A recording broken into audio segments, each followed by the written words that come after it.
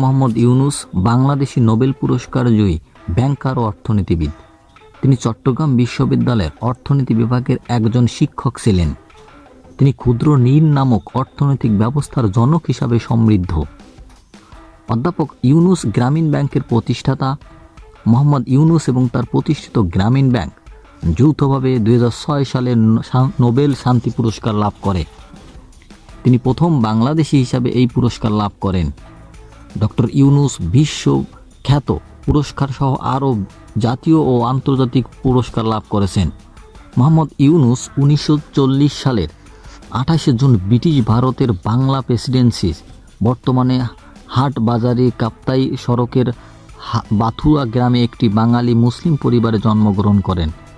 9 ভাই বোনের মধ্যে তিনি তৃতীয়। তার পিতা হাজী দুলাল মিয়া সওদাগর ছিলেন একজন হুজুরি এবং তার মাতা সুপিয়া খাতুন। তার শৈশব কাটে গ্রামে।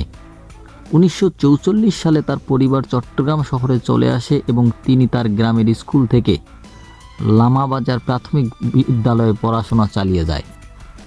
1949 সালের দিকে তার মা মানসিক অসুস্থতায় ভুগতে শুরু করে।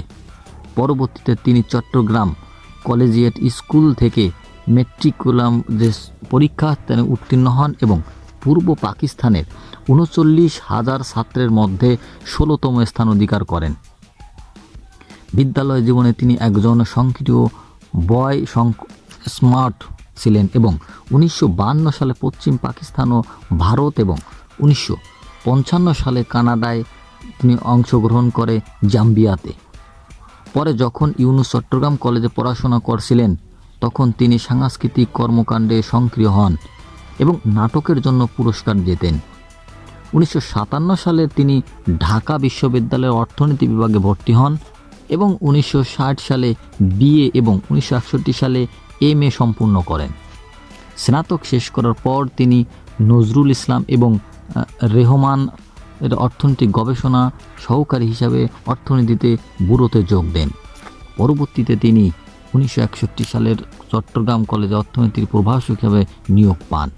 একই সময় তিনি পাশাপাশি একটি লাভজনক কারখানা স্থাপন করেন।